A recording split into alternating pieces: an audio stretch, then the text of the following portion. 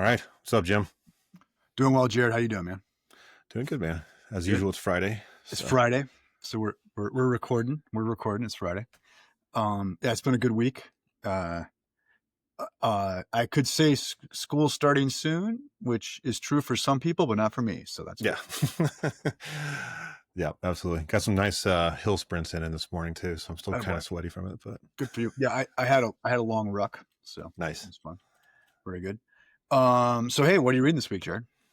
So this week, of course, I read what we are going to be talking about today, but then I also picked up a essay from our friend Todd McGowan. Nice. It's called "A Divided Emancipation: The Alienation of the Modern Tragic Hero." It's actually from 23. It's pretty dang good, but I'm only about halfway through it, so nice. That's good. I like McGowan, man. Maybe we get Todd back to talk about it sometime. Yeah, that'd be awesome. What journal is that in? That's the same one, the Crisis and Critique. Yeah, I'm kind of like just diving into that now. I love that they give it away for free, man. It's awesome. Yeah, it's free. You have very heavy hitters publishing that journal. I like that journal quite a bit. So, okay, what am I reading? I am reading. Okay, I've got a lot of stuff, irons in the fire right now. I've gone back and begun to read Anti-Oedipus by Deleuze and Guattari. This is my third time through that book in like the last year. But now that I read Deleuze's Difference in Repetition, I'm like, oh my gosh, now I think I get it. So now I got to go back and do that again. I have a habit of doing this. And I've also been reading Moby Dick. Nice. Yeah. That probably goes back to high school for me the last time. Yeah. And understatement of the day, that's a good book. It's amazing. I mean, up until he starts categorizing all the whales, that gets a little sluggish. You're just kind of like, okay, there's like 20 pages of whales. Like, okay, let's. But man, it is really good writing, though. I mean, especially the first couple chapters just grab you.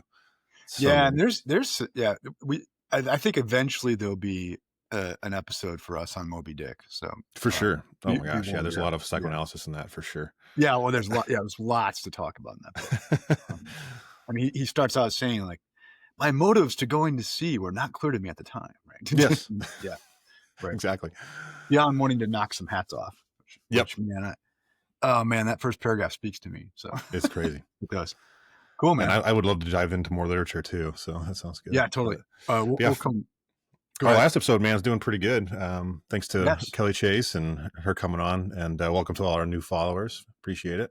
I don't think we can say the Legion of Dozens anymore. No, yeah. We're now at the Legion of Hundreds. Exactly. So one thing I just want to check here before we kick off.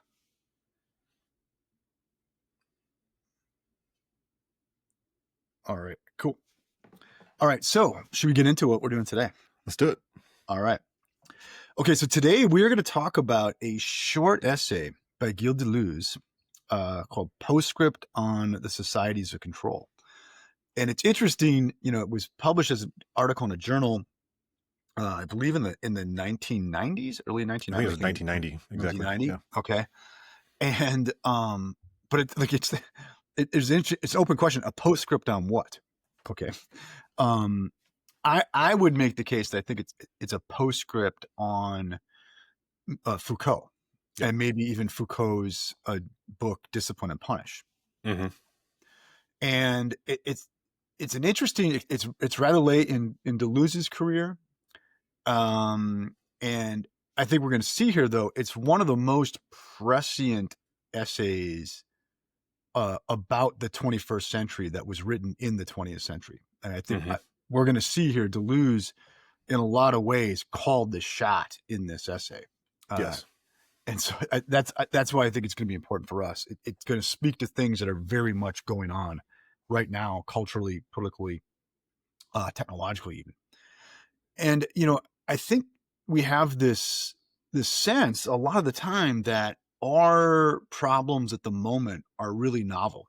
Mm-hmm. Or that we're coming into seeing things that have not been seen before, et cetera, et cetera. And I think that's mostly wrong. Okay. Yeah.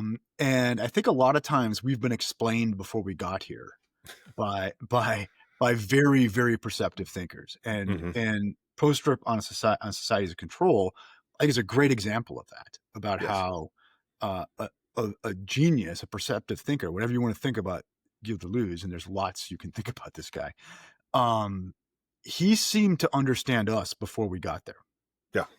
Yeah. And it's interesting to me that he's writing this in 1990, because I do think there was a pretty decent shift of culture that happened in the 90s, right before 2001, especially American culture. Of course, he's probably writing from France, so maybe it's slightly different. But there was just kind of a major shift in how, because if you watch movies from like the 80s, it almost feels like a different world. You know what I mean? I mean, the same problems, similar problems that we're talking about, but the levels of freedom, the levels of who we think we are in comparison to the rest of the world, a lot of that shifted in the 1990s. Yeah.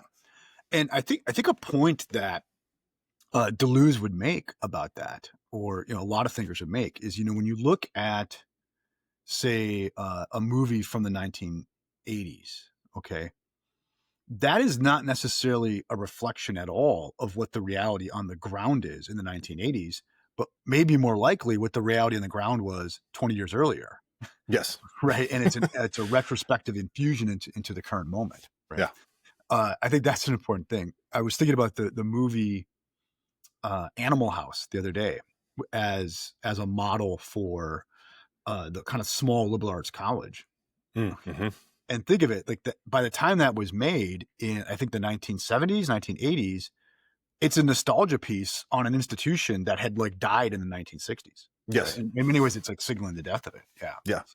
Yeah. It's interesting too, because like I've got a friend of mine that has this theory that there was a sort of cultural exhaustion that happened in the 90s. And there was this great moment where Kurt Cobain, before he died, he did this live special on MTV. At the very end of his last song, he takes this huge deep breath and just, and he's like, that was the end of some kind of exhaustion that happened. Yeah. And now all of a sudden, all we get is remakes. We get a lot of, just revisiting things that, were nostalgic for us. There's not a whole lot of creative energy going on. And I think actually Deleuze is speaking to that in this essay. I think in many ways. Yeah, definitely. A repetition, as it were. Exactly. And the number of sequels and remakes, a lot of people have noted that as a sign of that, where it seems that culturally, at least at a popular level, we're out of ideas, right? Yes. And I see the, of course, I'm this in the tank Gen X guy, I mean, like, I began my freshman year of college was 1992, so like you just got like issued Pearl Jam 10 as you walked into the university, right? But I think in many ways, like the grunge movement is like a self-conscious announcement of cultural exhaustion. Totally. Yeah. Okay, so let's talk about the Postscript on Societies of Control here. It's a short essay. I think in the original English translation, it's only 7 or 8 pages. And it breaks into 3 parts. And what I propose, Jared, is we just kind of go through it part by part. And we'll look at some quotations from it. I think that's the best way to frame this. So Deleuze starts out, and part 1's called historical. Okay. And I want to just look at that first paragraph. Right. So this is quoting Deleuze. Foucault located the disciplinary societies in the 18th and 19th centuries. They reached their height at the outset of the 20th. They initiate the organization of vast spaces of enclosure. The individual never ceases passing from one closed environment to another, each having its own laws. First the family, then the school. You are no longer in your family. Then the barracks. You are no longer at school. Then the factory. From time to time, the hospital, possibly the prison, the preeminent instance of the enclosed environment. It's the prison that serves as the analogical model at the site of some laborers. The heroine of Rossellini's Europa 51 could exclaim, "I thought I was seeing convicts," end quote. Okay, so I'm going to come back to that in a second. But so Deleuze begins by invoking Foucault's notion of a disciplinary society. And that's directly a reference to Foucault's book, Discipline and Punish, right? Which sort of famously ends on this note that, hey, did you ever notice that schools and hospitals and army barracks and psychiatric clinics, et cetera, are all built on the same model as the prison. And Foucault makes, this is controversial, but he makes the case in the book that it seems that the modern prison was the first sort of like structural architectural institution to come online and sort of defines the rest. Okay. So let's talk about that. Right. And Deleuze in this paragraph, he mentions this notion of how confinement and enclosure, a definition of a kind of space, is important for disciplinary society. Okay. Mm-hmm. So Foucault's Discipline and Punish opens with this famous scene of a guy being tortured to death in, I think it's late medieval, early Renaissance Europe. Okay. And the point is, at that point in history, the way power expressed itself, the way social control expressed itself, was to show an absolute power of death over the body of someone accused. Okay. So it was power was entirely negative, right? Mm-hmm. It's like, if you go too far, the sovereign can do this to you, mm-hmm. right? It has a power over the body, but it's a negative power. It's a power of death over it, right? And Foucault notes, it's a book on prisons, and Foucault notes, at least in his telling of the tale, that prior to the modern period, prisons weren't really a thing.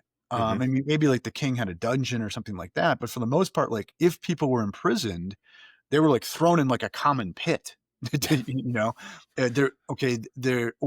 mostly it was just, we're going to bring you in, we're going to like burn you with a hot poker and send you on your way. Right. So like primarily the way penality was addressed was through a negative power over the body of the subject. Mm-hmm. Do you see that? Okay. But now look, the modern prison is different, right? What does it do? It, first of all, puts everybody in a cell, okay, where they can be observed from some common perspective. Foucault calls it the panopticon. Literally, this was the design of the prison. So Foucault notes, first, we've defined a certain space as the prison. Okay, it's a place now. It's an architecture. Okay. There's a part of the world that's been cordoned off as the prisoner world. And moreover, in the prisoner world, every prisoner has been individuated. Okay, so there's a birth of a kind of subject, mm-hmm. the prison subject, the prisoner. Okay, and in virtue of them being individuated, they can now be observed and monitored as such. Okay, think of it. Every prisoner gets a number, mm-hmm. right? They have a distinct number. Think of Johnny Cash song, "They call me by my number, not my name," right? Yeah. And so think of it. So the space defines individuals, right, in a way that once they leave that space, they're still defined by their having passed through it. Mm-hmm. Okay. Similarly, like, what does a school do? Well, I mean, think of now like a modern school. We got desks in a row. Everybody has a desk. Everybody has a locker. Like everybody's individuated. They're monitored as such.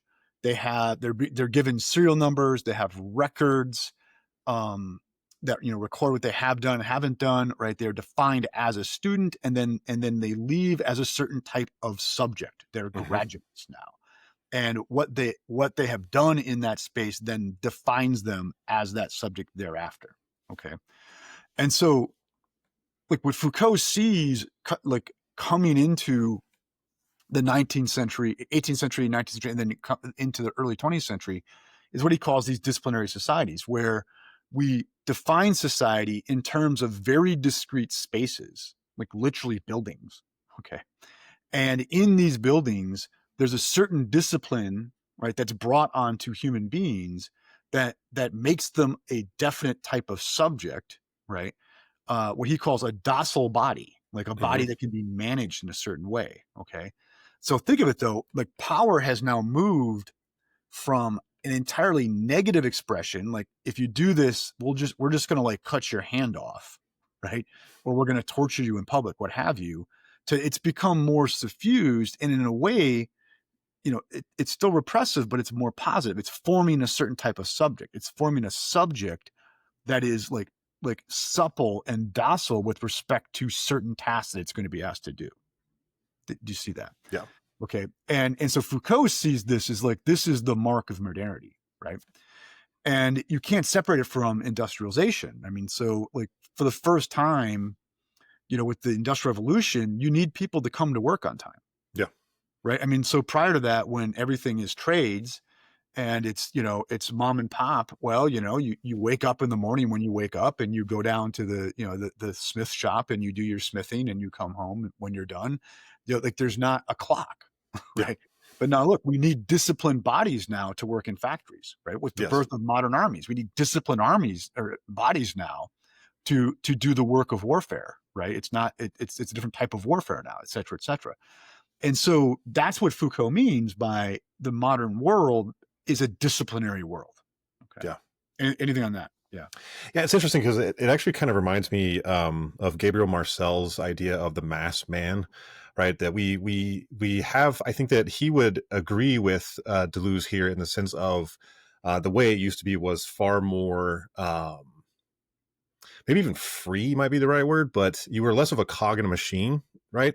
But then as the Industrial Revolution comes around, because those spaces start to kind of be less distinct, that you are now a mass man. You're part of a data point that goes into either a factory or into the military or whatever it might be, but you're no longer up to your own like whims for the day. You've got somebody else telling you what to do all day now. Yeah. And give most of your hours to that thing. Yeah. And this is Foucault's like subversive idea here is he thinks the very notion of the modern individual is sort of this fetish masking the disciplinary process. Okay. So he thinks of like, and this is a caricature and like moving very quickly, but he thinks of the pre-modern, like think of like the prior to the modern period, right? We talked about the person of the king. There was like one person, right? There was one subject, right? The king, as it were, right? I know it's a caricature, sure. And the rest was a mass, it's like a blob, right? So okay, and like for Foucault, what modernity does is it carves individual subjects out of the blob, right? And it does it through that disciplinary process. Okay. So for Foucault, modern individualism itself is a fetishized fantasy masking the disciplinary disciplinary process. Right. So for him, this sort of claim of, and by modernity, this sort of individuated freedom, it's once again a fetishized mask hiding what you have here is a technology of social control. Yes. That created the notion of the modern individual for the purposes of bringing about docile bodies prepared to be, integrated into factories, integrated into the military, integrated into like what he sees as a medical system, a psychiatric system bent primarily on the control of the subject. Right. Yes. And I think that part of it too is like, especially in America, we've got this notion of the radical individual going out on his own and achieving the American dream, right? But really, that's unworkable because you can't do it by yourself. Number one, you absolutely require other people to do it. And even if you look at the Wild West, the guys that actually try to go to be individuals, they all died because they had nobody there to help protect them whenever other groups, would show up. And so it's this narrative that's been given to us, especially post-Enlightenment, that we are some kind of radical individual. And I worry that sometimes that narrative is used against us. No, you are an individual, but participate in these processes that we've got so that you behave. Yeah, and we have to do this essay now by Foucault. He has an essay where he takes up Kant's "What is Enlightenment?" Nice. Okay, and he inverts it. So Kant sees the modern subject, thinking for yourself, et cetera, and Foucault's point is, that's the story. However, that's not how it's actually worked. That's not the actual mechanism whereby it works. The modern subject is a disciplinary subject. It is a docile body that's been formed by these institutions. And think of it and we still, in a way, although I'm going to get into how we're in transition. This is Deleuze's point.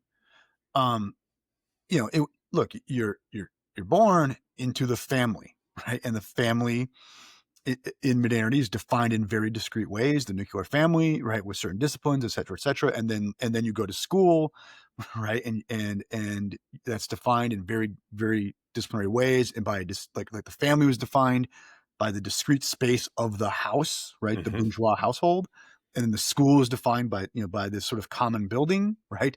And now think of it, for most of modernity, it would have been perfectly the norm that at least every dude is getting drafted and going to do military service. They're going to enter into the military, right? Especially in Europe. And for us, up until, at least in the 20th century, up until the Vietnam War, everyone's getting drafted. Okay. And they're going to enter in the military discipline. And then they might get out and they might go, some of them might enter into the discipline of the university, and some of them might enter into the discipline of trades, whatever. Okay. But it's all defined like literally by a set of exams, right? Numbers, record keeping, et cetera, right? Yeah. And the metaphor for it is spatial. And, Foucault loves to talk about enclosure. And I think it's always a reference back to, if you think of in the early modern period when, capitalism starts happening, there had to be these enclosures of the common lands in Europe, right, where we had to get the peasants off the lands and into the factories, right? So for the first time, you had to define the space, right?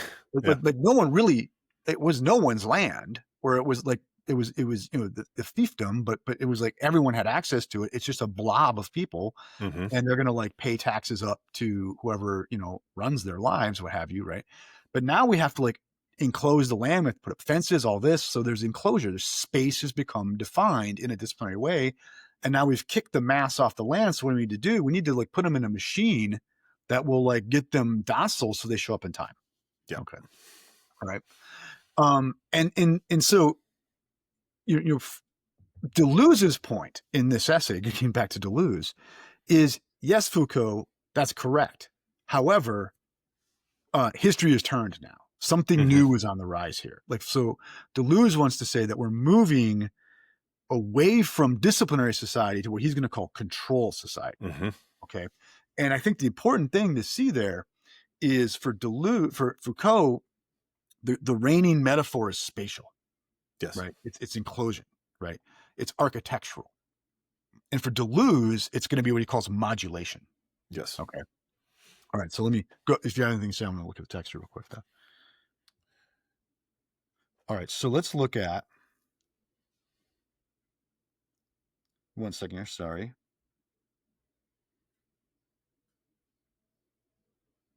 So I'm still on the first page. Sorry. Towards the bottom of the second paragraph, Deleuze says, I'm quoting Deleuze, but in their turn, the disciplines underwent a crisis to the benefit of new forces that were gradually instituted and which accelerated after World War II. A disciplinary society was what we already no longer were, what we had ceased to be. Continuing with Deleuze, we are in a generalized crisis in relation to all the environments of enclosure: prison, hospital, factory, school, family. The family is an interior in crisis like all other interiors, scholarly, professional, etc. Skipping down a little bit. But everyone knows that these institutions are finished, says Deleuze. Whatever the length of their expiration periods, it's only a matter of administering their last rites and of keeping people employed under the installation of the new forces knocking at the door. These are the societies of control, which are in the process of replacing the disciplinary societies. Okay, we'll end there and we come back. Oh no, yeah, end quote. Here's how I want to. So think of it. You have up to through World War II was we fed the war machine in World War II with a draft. Okay, and that continues through Vietnam. Okay, but we don't anymore. Like we feed the war machine now, not by saying, hey, all you young people, you enter the school space, And then after you get to the school space, you went to the military space. We don't do that anymore, right? Now it's supposedly volunteer. Yeah. Right. So rather than having a defined military space, I mean, certainly like boot camp is a disciplinary space of a Foucauldian variety par excellence. Okay. But the point is now we're in this mixed thing here where the way we bring people into it is no longer by this sort of like mechanical pace of life where you go to this stage, this stage, this stage. It's now, hey, be all you can be. Yeah. Right. It's like, we're going to advertise in television for this, right? We're going to appeal to your sense of self-interest. Like, hey, if you join the military, you're going to get a great GI Bill, right? If you join the military, you get career training, you get to adventure, you get to be a hero, all these things, rather than just presuming that you've been rendered a docile body by high school, right? We now appeal to something else, right? And this is what Deleuze means by modulation. Yeah.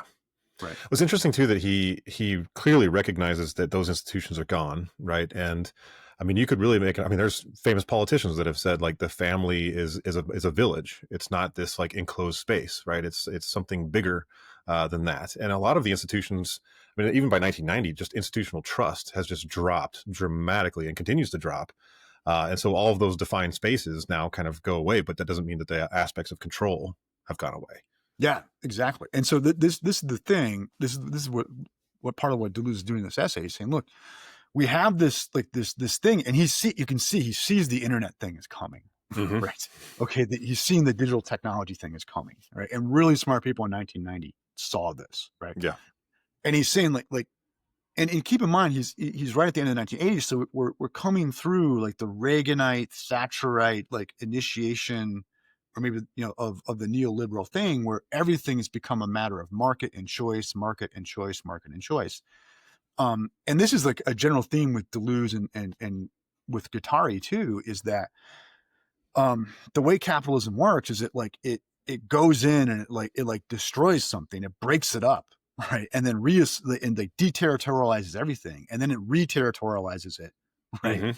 In a way that becomes productive, but then it has to and then the surplus then breaks that up, right? And it's always changing the game to keep the market being created, right? And so what he's saying is capitalism began within a disciplinary genre, but it after it deterritorialized the pre-disciplinary genre, but now it's deterritorialized, it's broken up the disciplinary genre into this other thing, okay? This sort of neoliberal thing where we see everything as a matter of individuated choice and market, et cetera, okay? He brings up at a certain point in the essay here, like the way control works now is something like, contests in the workplace. Yes. Right. Okay. Prizes and contests in the workplace. It's not just we've programmed you to do this in a disciplinary manner. It's like we're appealing to this sort of sense you have of self-interest. Right. Okay. And an important thing for Deleuze is there's a psychoanalyst named William Reich, okay, who wrote a really fascinating book called The Psychoanalysis of Fascism, okay? And Reich's question is, how is it that the German people chose their own oppression, right? It's like it was very clear that it was not in the economic interest of the working class, the Germans, really to go in for fascism, right? They were, okay. But they chose it. So why were people choosing their own oppression? And this is Deleuze's question too. Why do people choose their own oppression, right? Yes. And what Deleuze is saying here in this essay is rather than, so think of the pre-modern way of discipline is negative. We're going to harm you, right? Foucault sees a move towards a kind of positivity there, right? But still, discipline mostly works by saying you can't do that while you're in this building. Like think when you're in school, no smoking in school, son, right? No crying in the army, son, right? Okay. But now note with Deleuze, it's become more positive, right? It's what do you want? Yes. Okay. So rather than a repression of desire, okay, now we're seeing desire as productive.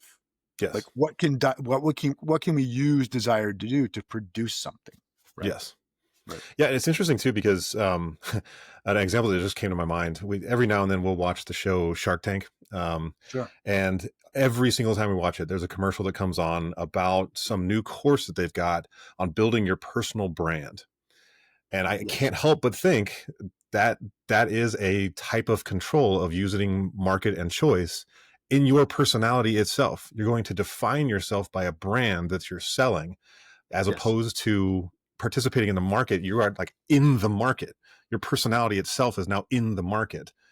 So it comes from this control of choice, right? That you are going to participate in this thing, even though there's kind of a positive choice aspect to this, but it's still controlling. Because now the minute I brand myself, I lack freedom in a lot of ways, right? Like, because I have to be that brand.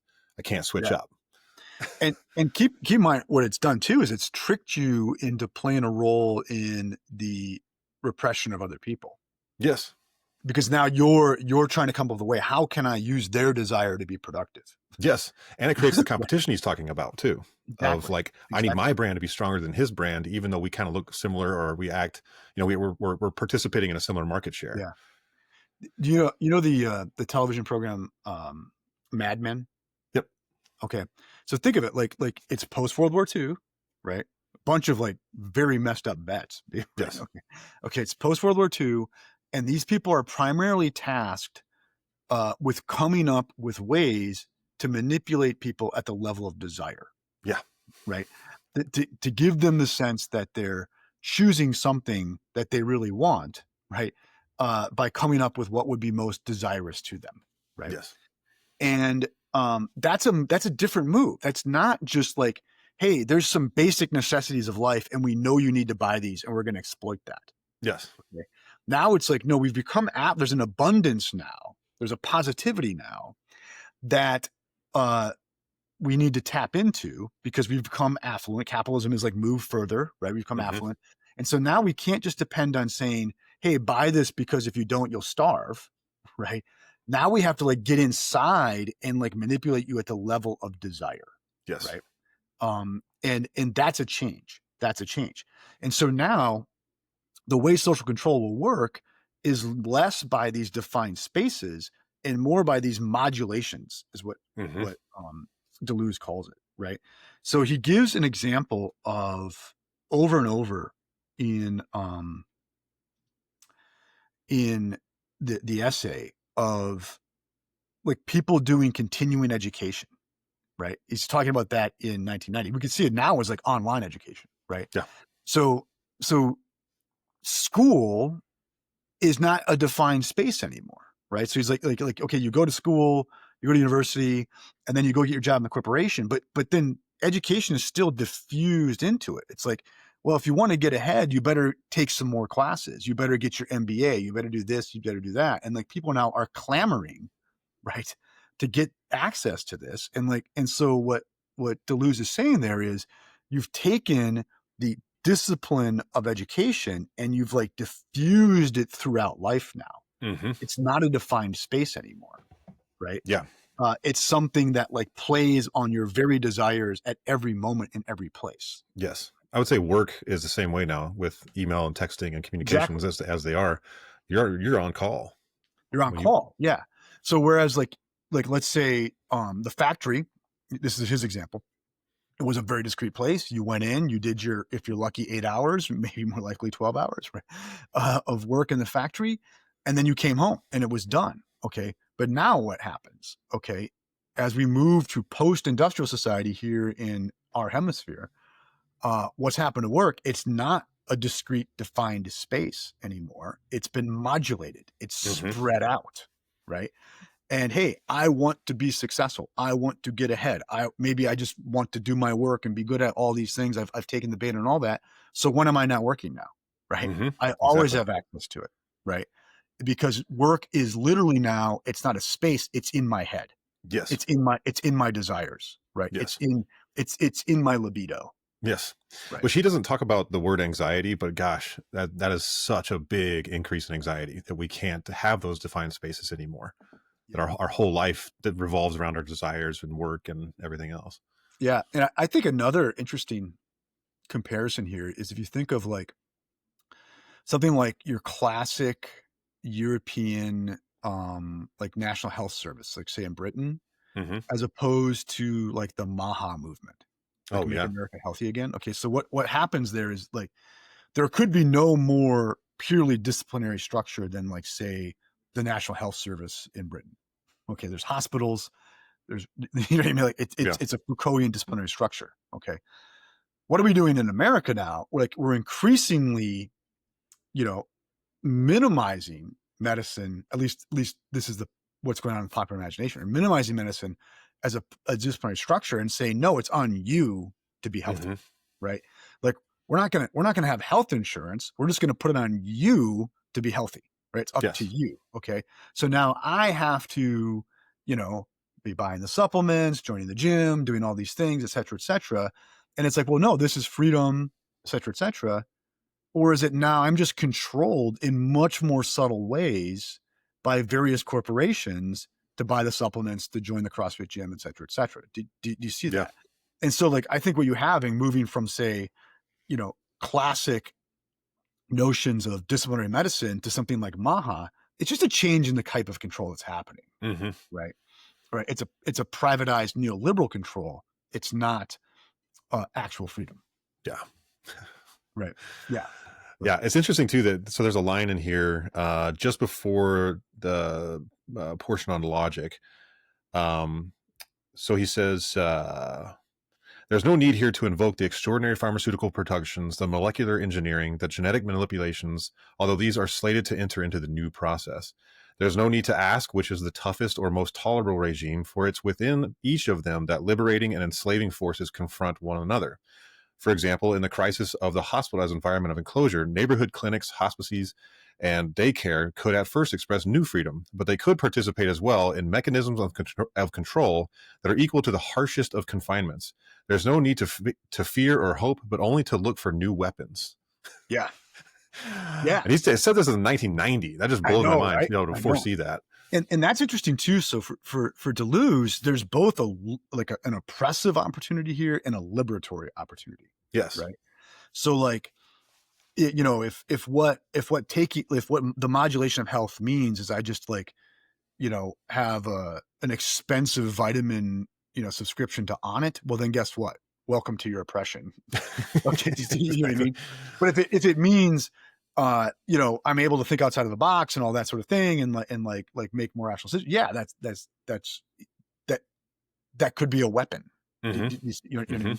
Or let's say, like we can see this modulation where we work, right, at a college. So you know what's happening. Like colleges are getting utterly chewed up by online education, by dual credit opportunities, all these things. Okay, so like whereas like the liberal arts college, very much a classic Foucaultian disciplinary space, right? Welcome to the demise, okay? Because now we're in a modulated non-space, right? We're in a modulated fluid environment where, you know, like people can like buffet stuff. They can come to college for a year or two, then go home to community college, finish there. They can do online. They get all sorts of credit in high school because things of the disciplinary space is broken up, right? Yeah. So on the one hand, what can that do? Well, that can just like hook you to a different type of you know, oppression, right? Okay, you're just paying someone else for this. Or it could like liberate you from the student loan industrial complex too. Yeah. Right. Okay. Which makes sense. So like, once again, like that, it could be a weapon, right? Modulation could be a weapon, or it could be a form of a type of oppression. Right. Yeah. Yeah. I thought even the use of his mention of daycare was interesting, because there's both a freedom in that, and that now mom and dad can both go into the workforce and make more money, but now you're beholden to having two incomes, and your kids are being potentially raised most of the day by someone else. Two-edged sword. Yeah. Yeah. Yeah. And I think this is Deleuze's message in the essay is we better, of course, it's, what is this, like 30 years ago now, right? Okay, right. 35 years ago. We better be thinking on our feet, because this can go one of two ways. It could become our liberation, or it could become our oppression, right? Yes. It could be a revolution opportunity, or become our oppressive opportunity. And it seems pretty clearly it's going the other way. It's not going the right way, you know? And so I think of the daycare thing, on the one hand, it it frees you from it frees literally it freed the woman from the disciplinary oppressive structure of exclusively the home, right? But then what did it do? It just simply tied the family to the corporation all the more deeply, because you better have a benefit for daycare, otherwise you can't afford to do that. Exactly. Right? So did that modulation, did that breakdown of the disciplinary structure, did that liberate or did that oppress? Well, I would say it probably ended up at best an even game, maybe even more oppressive. Right. Yeah. Yeah. Okay. We'll talk about another furthering kind of rupturing of the family as an institution. Yeah, exactly. Right. Exactly. Right. And so it's something that comes up too is he talks about, and this is another concept that he develops quite a bit with Guattari and his other work, the dividual as opposed to the individual. Okay. And if you think of it in the disciplinary structure, let's say, Jared goes to high school, he gets a diploma, right? He's a graduate, right? He's a completed graduate subject there. Okay. And then let's say he gets drafted and he's at, for those 2 years after he's been drafted, he's a soldier. He's a complete soldier subject, right? When he's there. Okay. And then, then he gets out, he's in university, he's a university subject. Now he's a professor subject, what have you. You see that? It's like, there's at least a feigned wholeness to it. Right. And at least while you're at work, you're a whole subject, a whole worker subject. I mean, while you're at home, you're a whole, family subject. All right. But now with the modulation, okay, so right now, I'm at home right now. Okay. But what am I doing? I'm podcasting with you, or I might just as easily have been writing, a text or reading a book. So am I at work or am I at home? Well, there's no fact of the matter. So what am I? Am I like the husband subject right now? The father subject? Am I the professor subject? Am I the entertained subject? I'm all of those things at once, right? I'm no one individual. I'm a dividual. I'm like constantly always broken down into these submolar, these molecular things, right? Yes. These larval subjects for Deleuze, right? And so Deleuze is saying like, this is a change in subjectivity, right? It's coming. It's here, right? That there isn't a singular subject that you are in any one moment anymore. It's always these overlapping, competing, like molecular components that are being put together temporarily and then broken up, put together temporarily and broken up, right? This is why for Deleuze and Guattari, capitalism is always fundamentally, at least late capitalism, a schizophrenic experience. Yeah. right. Because what am I right now? Am I a husband? Yeah, kinda. Am I a professor? Yeah, kinda. Right. And my father, no, it's all overlapping molecular. We're going back and forth. There's no one thing. Yes. Right. All right. Another thing I want to note from this essay is he talks about the role that debt will play. Yes. Okay. Yes. That he sees that once we've gone modular, we will primarily be controlled by debt. Yes. Okay. And that makes a lot of sense. So think of it. This is a weird. So right now, let me use the example of becoming like a firefighter. Okay. Newsflash: the social commons needs firefighters. Right? Like, okay. Like here's a fact: we need firefighters. We need firefighters for the common good. Okay. And probably I would guess in Europe the way that's done is by a very kind of disciplinary system, right? At certain points, while people are school subjects, they are tested, right? And they're put on certain tracks and like hey, kid, looks like you would be a pretty good firefighter subject. So we are going to, at the expense of the commons, train you to do that and then see that you are employed in doing so because we need you to do it. Yes. Right. Okay. And there's no student debt for doing it. Right. Or, if you do have to pay for the training, it's a very highly subsidized cost, so it can be done. Right. In America, where now, of course, like there's elements of this in Europe, but in America, we're like full modular, right? There's there's no, we don't look at people in 9th grade and say, hey, which way are you going here? It's more like, hey, what would you like to do? Yeah. Right. Which is and then hey, go, you be you, go define yourself, do that, and then borrow a bunch of money to get your firefighting training, which may or may not work out well for you. But so no, by like making your choice, you have to indebt yourself to a kind of control. Yes. Right. Do you see that? Right. So then for Deleuze, whereas for Foucault, the metaphor defining modernity is the prison. Okay. For Deleuze, the metaphor defining late modernity or post-modernity is the bank. Yes. Yes. I love that. Right. We've become a banking society, right? Where you are going to incur a kind of debt on the promise of self-fulfillment in exchange for ultimate, you're going to be controlled by that very debt. Yes. Yeah. Yeah. In fact, let me quote this real quick. It's towards the end of the section on logic. It says, man is no longer man enclosed, but man in debt. It is true that capitalism has retained as a constant the extreme poverty of 3/4 of humanity. Too poor for debt, too numerous for confinement. Control will not only have to deal with erosions of frontiers, but with the explosions within shanty towns or ghettos. And when I read that section, I actually thought about the kind of housing crisis that is clearly about to probably come again, because we have put ourselves in this situation where the narrative is the American dream is to own a home, which, don't get me wrong, I'm glad to have owned homes, and I think ultimately that is good for us. But you are in debt to a bank for 30 years, so there's a level of control there that's part of your income is going to go towards this thing that is guaranteed, or else you might go to prison. Like that's just the way it is, or you're going to get kicked out. So to keep us compared to daycare, is that liberatory or is it oppressive? Exactly. Exactly. Yeah. So when I own my own home, it's liberatory in the sense of I get to take care of it. I get to, build it up. I get to, do the things you do as a good homeowner. But then at the same time, for 30 years, I am indebted to a bank. Right. Exactly. And think of the student loan, think of like all these things, right? Credit cards.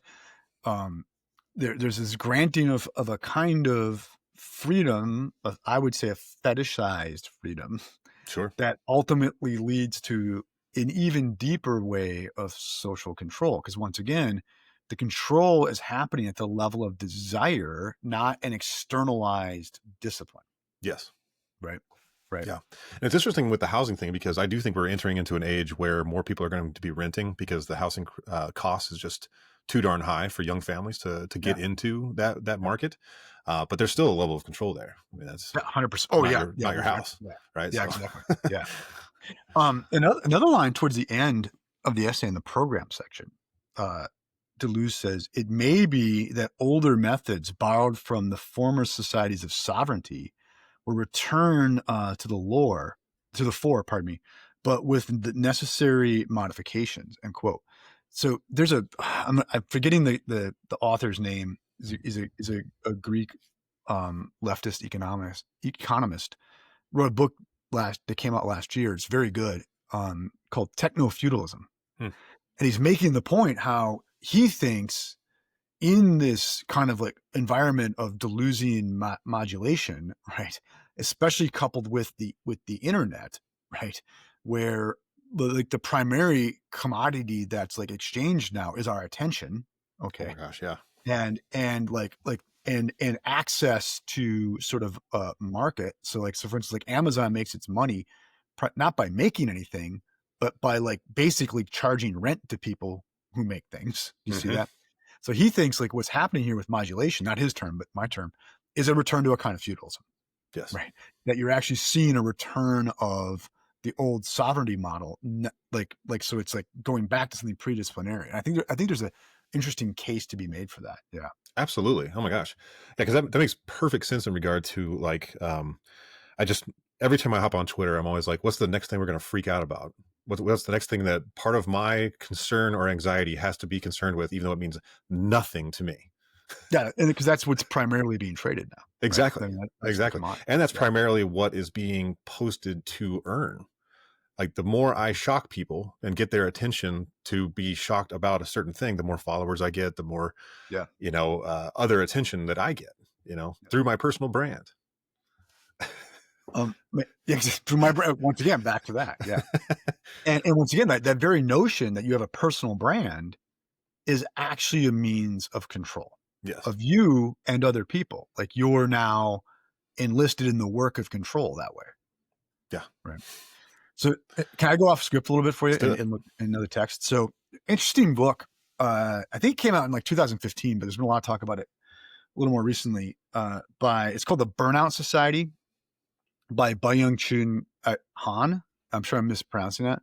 He's a German theorist. Okay. And the main thesis of that book is now we've even moved beyond Deleuze's control society. Okay, so I'm just going to read a brief paragraph from that to give you a flavor. I'm not sure I agree with this, but I just think Han should be in the game here. Sure. Okay. So I'm quoting from Han's Burnout Society. Today's society is no longer Foucault's disciplinary world of hospitals, madhouses, prisons, barracks, and factories. It has long been replaced by another regime, namely the society of fitness studios, office towers, banks, airports, shopping malls, and genetic laboratories. 21st century society is no longer a disciplinary society, but rather an achievement society. Also, its inhabitants are no longer obedience subjects, but achievement subjects. They're entrepreneurs of themselves. The walls of disciplinary institutions, which separate the normal the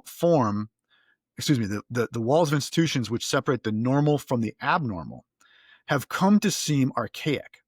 Foucault's analysis of power cannot account for the psychic and topological changes that occurred as disciplinary society transformed into achievement society, nor does the commonly employed concept of control society do justice to this change. It still contains too much negativity, end quote. Okay.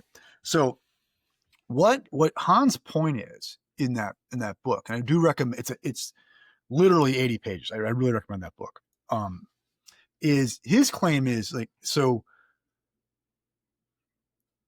even Deleuze, he thinks, although this would really make Deleuze's skin crawl, is still a thinker of negativity. He still thinks that like with the notion of control society is still preventing you from doing things, not enabling you to do things. Okay. And although I think that misreads Deleuze, but okay. So, but I do think there's a good point here. What Han is claiming is what's happened now is you're constantly given opportunities for things that you can do, right? And you're told you have a kind of obligation to become like a successful self, right? To be an achiever, right? Now, I think this is kind of easy for like an upper middle class, like European intellectual to write. Okay, like because I don't think this is what's happening on the scene in like the American inner city or Appalachia, right? Okay, but I think right. So like for the contemporary bourgeois subject, I think this is correct, right? Like you're told here are you need to become an achiever. You need to become great, right? Like you need to go someplace where they'll make you great, and here's all the things that you should be doing, all the incredible opportunities that are before you, and you need to do them, right? But you can never do enough, right? So he thinks what's happening is like this is why we're depressed. This is why we're so anxious. Is because not because we're stopped from doing things, but because there's too many things for us to do. And we have a sense that we ought to do them because we ought to be subjects of achievement. Oh my gosh. Yeah. Yeah. That just hits home, man, big time. So. It does hit home. Yeah. And like, so that whole movement of like optimization, right? Like, how do I have the most optimal day? Like, what are all the things I should be doing to have my optimal day?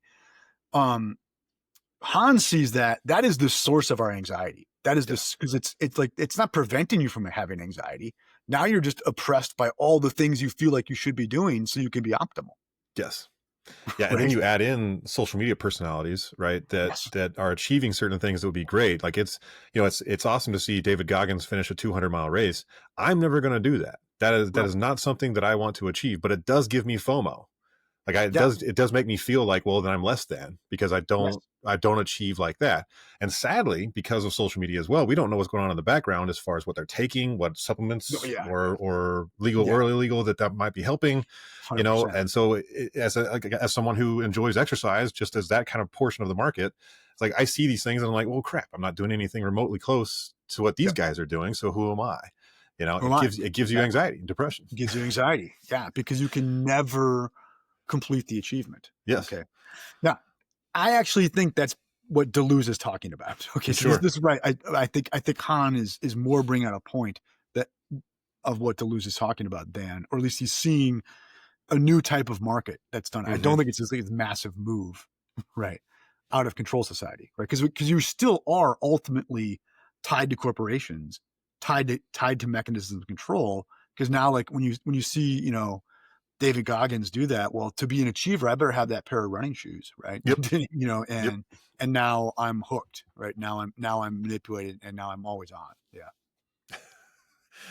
Man, that just really hit home for me, because that is, I mean, part of when I had a quasi midlife crisis, it's because of that.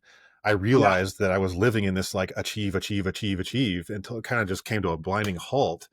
And I was like, oh, well, what am I grinding for? What's this hustle culture all about? Like it clearly oppressed me in a way that made me think I need to do these things that, okay, it was great to achieve those things, but like for what? You know, it's one of those weird things. Yeah. It's like, look, man, nobody's actually watching. Exactly. You're like, no one really cares. Exactly. So why are you doing this? Yeah. Yes. And this is a point like I've always made about like high school sports, okay, or college sports, okay, especially like small college sports, if I may. Like I remember when my sons are wrestling in high school, you know, so they you know wrestled for a small school, and so it was like class 1, 2, 3A, you know, in Kansas, right? And you would always see some kid at a tournament just like completely freak out when he loses, okay, and go into this like drama fit over losing. And I was always like, look, dude, take our state champion in 1, 2, 3A and have him wrestle in class 6, right? Guess what? He probably doesn't get out of regionals. Yeah. Right. Okay. And then send him to Iowa to do that. He might not even make the varsity team. Right. Yeah. Do you know what I mean? Okay. And so, you know, and so I think we're thinking of ourselves on these scales that are utterly illusory. Yes. And then thereby like overinflating what's going on, right? When we're kind of playing like an oddly rigged game that's giving us the illusion of a kind of importance that isn't actually there. Yes. Do you see that? Like, and I just think so. I think like the kind of way we like scale high school sports is a great example of that. Like we scale it so that people can have the illusion of being champions. Yes. When they're not. Yep. You see what I mean? Which is great in some ways because then everybody gets to participate. But then it then like puts this pressure on people. Like, oh my gosh, I've got a shot to be the best, so I better do that. And then they get like completely owned by coaches and stuff. But guess what? Even if you won, you're not the best. You're like the best at like the third-rate level, right? Do you see what I mean? I think, and then that causes anxiety, and importantly, it like gives us allegiance to institutions like coaches and teams and things like that are now controlling our lives for like really shoddy reasons. Yeah. Right. Man, I can't help it. Do you remember when the channel Vice used to have their own Guys' Choice Awards? Oh no. So it was all like ridiculous categories. Yeah. It was ridiculous categories, and it was utterly, you know, ridiculous show. But there was one really funny thing where the director and Brad Pitt and Edward Norton won an award for Fight Club. And the whole point of Fight Club is how stupid awards like that really are. Yes. Yeah, I know. So, yeah. So they get up there and just treat it like y'all don't get it. Like y'all don't understand if you just gave us this award. Gorillas, you guys are. They're like morons, right? Yeah. Yes. Yeah. So I couldn't help it, like Steppenwolf, you know, look what monkeys we are, you know, all of that kind of stuff. Like I can't help it. We're going to do an episode on Steppenwolf, by the way. Dude, that's a guarantee. Yeah. Change of plan. We're coming. It's coming. 100%. I know that book was big for our friendship. Yes, absolutely. Oh my gosh. 100%. Yeah. But And look, I'm not like, look, I encourage my kids to participate in high school sports and all that stuff. I'm not saying there's anything wrong with that, but I'm saying, like, do not make the mistake of taking this seriously. Yeah. Right. Yep. Like, because that is actually a means of control. Yep. Well, they call it illusions of grandeur, right? Yeah, exactly. And that is a means of control. Yeah. Right. And it's the same thing. It's like, I would never tell my kids, like, don't go achieve, don't go do things like it is like, yeah, go make something of yourself, but just be aware of what those desires are coming from, and maybe what traumas might be driving some of that as well. What traumas would be driving that, and how are you being manipulated by those desires? Exactly. Be free. Yeah, exactly. Go achieve, but try to be as free as you can in your mind. I might have the mug right here. Yeah. So can I show you something? See it. All right. So my daughter Martha, who is a great fan of the book series of Unfortunate Events. Nice. Right. One of our so there's she gave me for Father's Day once a Memento Mori mug, it's actually the slogan of the school that the kids are forced to go to at some point. All right. And there's a famous scene in this where the kids are on a bus on the way to a track meet, and the coach says, and I quote, "Remember, you will die, and when you die, you won't think of your family, you won't think of your friends, or your career, or the way the land looks when the sun sets behind the mountains. You'll think of the day we beat other teams in sports."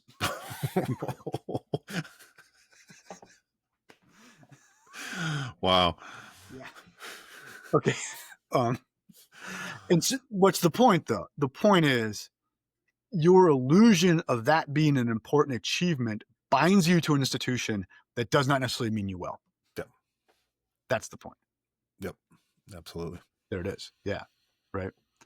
And I think here's the thing is, like, if you want to think for yourself, if you want the liberating possibilities in modulation, then you have to even question, something like, why am I taking this sport seriously? Like, what am I getting out of this? And more importantly, what are other people getting out of me doing this? Yes. And whether it's sports or your job or certain types of friendship or, things you buy, entertainment you watch, I think you have to ask those kinds of, like, hard and dark questions. Absolutely. Well, cool, man. That was a good intro to some Deleuze.